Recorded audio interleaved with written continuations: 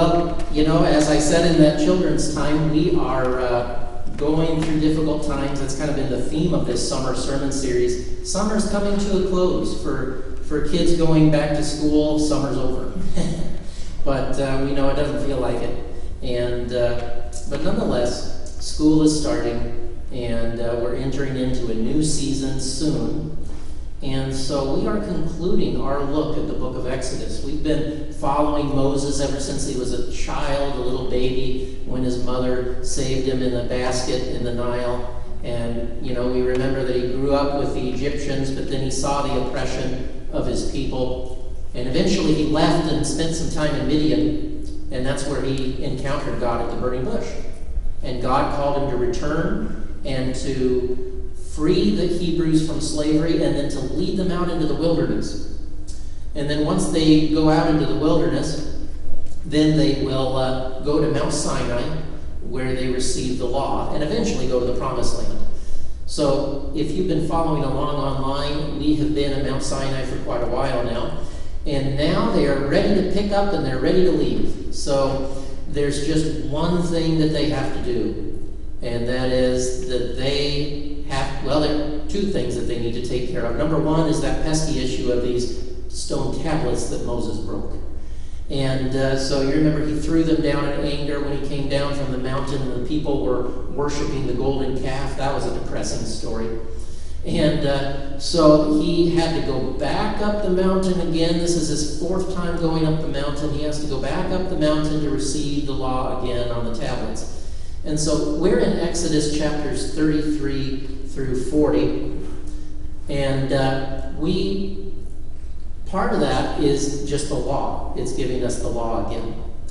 And so he receives the law, then they come back down, and then they need to build the tabernacle or the tent of meeting, that portable tent that they would take with them. And you may remember a few Sundays back, I preached on all of the details of the tabernacle.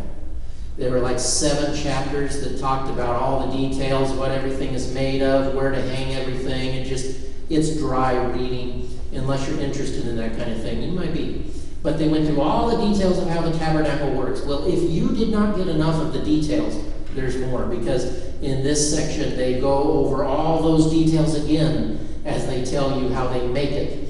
And so, there's some dry reading in this section too. But they take care of that, and then once the tabernacle is done, I know that in the first part of the reading, God said that he wasn't going to go with them because they were a stiff-necked people. But Moses interceded and prayed for them, and God ultimately did not abandon the people, but he went with them. And so when the tabernacle was completed, the cloud representing God's presence goes to the tabernacle and fills it. And then it says that they would, whenever the cloud would stay put, they would stay put. They wouldn't move. But when the cloud lifted, then they would take apart their camp and they would move to the next place. And that's where our story ends for our series. We're not going to get to the Promised Land in this series. This is the end of Exodus. Leviticus has a lot of the laws that they received. And then the story picks up again in Numbers, right where we left off, with them leaving Mount Sinai. And there are many more wilderness stories to tell some other time. But this is the end of the story for us for now. And I think it's fitting that we end the story with them still in the wilderness. Not sure how long it's going to take to get to the Promised Land. They're still heading in that direction.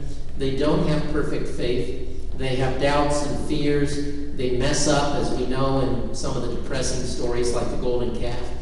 But nonetheless, they continue to move forward, and God continues to be with them. And, as we think about the character of God, there's a verse in Exodus 34 while the law is given. And it says in this verse that the Lord is loving and compassionate, slow to anger, abounding in love, forgiving people for their sin. And in there we catch a glimpse, we see a part of the character of God towards his people. And so as we think about that character of God, that's important for us to remember, especially as we go through our own wilderness journey. If you've been watching the online services, you're probably tired of me saying that we are in our own wilderness journey. But that's really the theme of this whole series. This series is called Moving Forward in Difficult Times, and that's what it's all about. The Hebrew people moving forward in the wilderness, and as we are in our own wilderness time, there have been so many interesting things in 2020, haven't there? And sometimes you see little pictures and things online that, they talk about only in 2020 do you have a land hurricane go across the state. Only in 2020 do you have 2 possible hurricanes going to the Gulf of Mexico. Only in 2020 do you have an asteroid that's going to be flying near the Earth the day before Election Day. It's just all these things that can be overwhelming.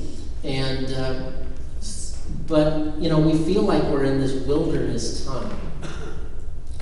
And as we think about that, we tend to think that our faith should be something that should exempt us from that.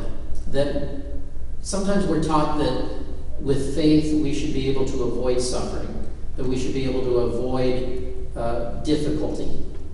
And yet, any level of life experience will tell you that that's not the case. And in fact, when we look at the Bible, we see that our faith is not just rose-colored glasses. Our faith is not something that makes us ignore or deny the realities of life. No, our faith is the faith of the Hebrews who were enslaved for 400 years, and then after they finally get free, they are in the wilderness. Our faith is the faith of the prophets who preached to the people in power to tell them what they needed to do, and very rarely, if ever, would the people in power actually listen to them, but they would continue preaching nonetheless, even when it cost them their freedom and their very lives. Our faith is the faith of the Israelites crying out in Babylon as their temple and their land and everything they know is gone. And our faith is the faith of Jesus, who was crucified on the cross in his 30s. Our faith is the faith of the disciples and the first followers of Jesus, many of whom died for their faith. So you show me somebody who believes that faith gives us rose-colored glasses and avoids all of the difficulties of life, and I'll show you somebody who's not very familiar with the stories in the Bible. That kind of faith that believes that we'll just avoid suffering and difficulty.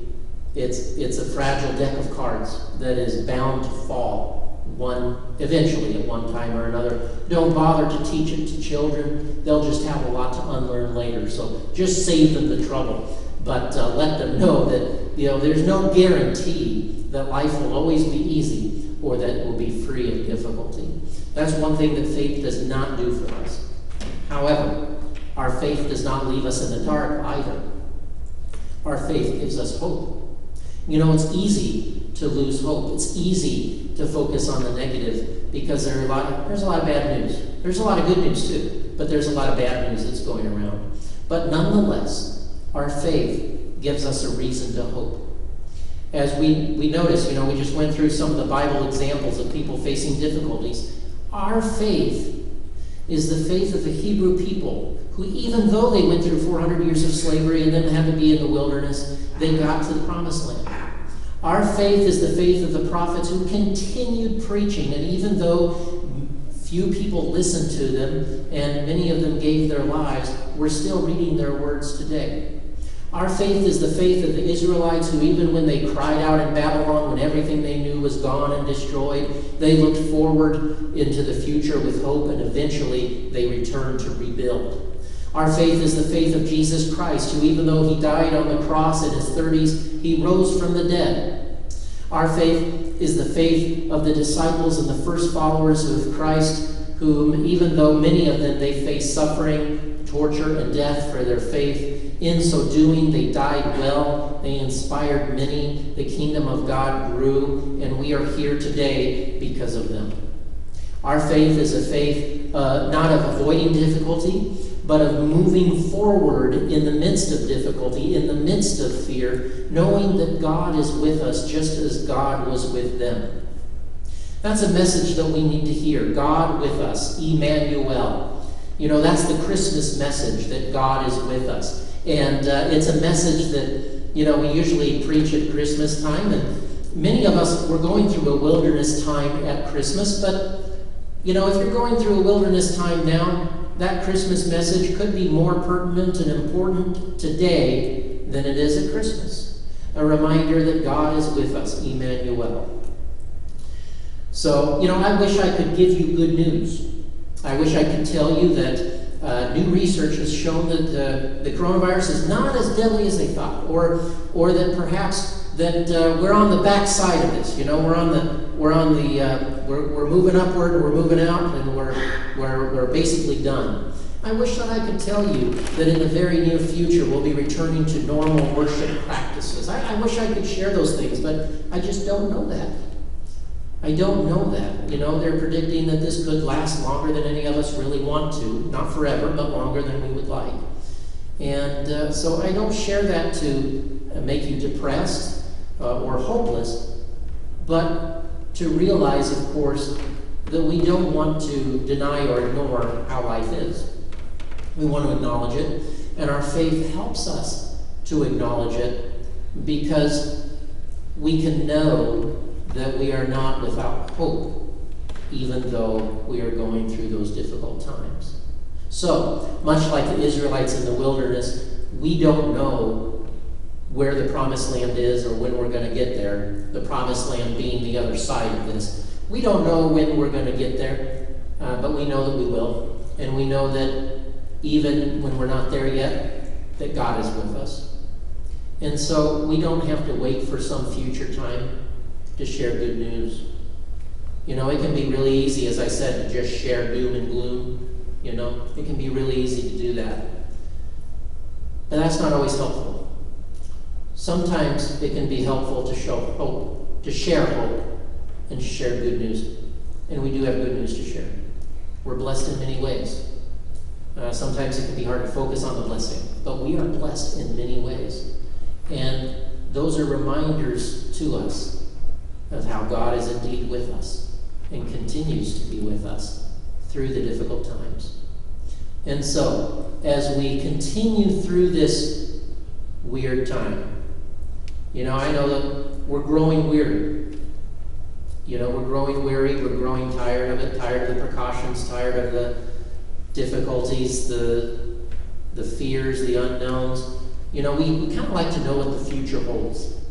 And I know that we never know what the future is, but generally we kind of think that there's certain givens, like there's church, there's work, there's school, some of these givens that we have, and all of these givens are now up in the air.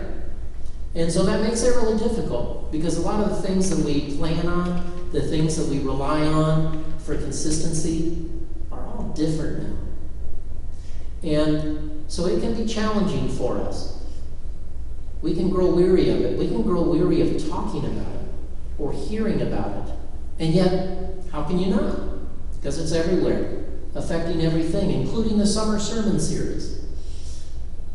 But nonetheless, when we grow weary, we know that we lean upon Jesus. We know that Jesus says that to come to Him, cast our cares on Christ, it says in the New Testament letters. It says, cast your cares on Christ, for He cares for you. And so when you do grow weary, when you're going through the wilderness and you're not sure how far you can go, and the wilderness isn't just this. It doesn't just have to be what everybody's dealing with. It can be anything. It can include things that just you're dealing with. And maybe it's something that you wouldn't necessarily broadcast to others, but something that you're dealing with. Whatever your wilderness thing is, you may be getting weary, but remember that our faith is a faith that tells us that we are not alone, and that God is with us in the midst of the difficult times, and that God will lead us through them to a better place. But don't wait until you get to that better place to share the good news and to live the good news. No, do that now. Do that now, before you get to the promised land. Give thanks to God. Remember your blessings. Share the good news. And know that just as Jesus Christ rose from the dead and proclaims forgiveness of sin and everlasting life, that same Jesus is with us now, leading us through. May we be hope-filled people who are ready to share the good news that God is with us, not sometime in the future. No, God is with us now. Thanks be to God. Amen.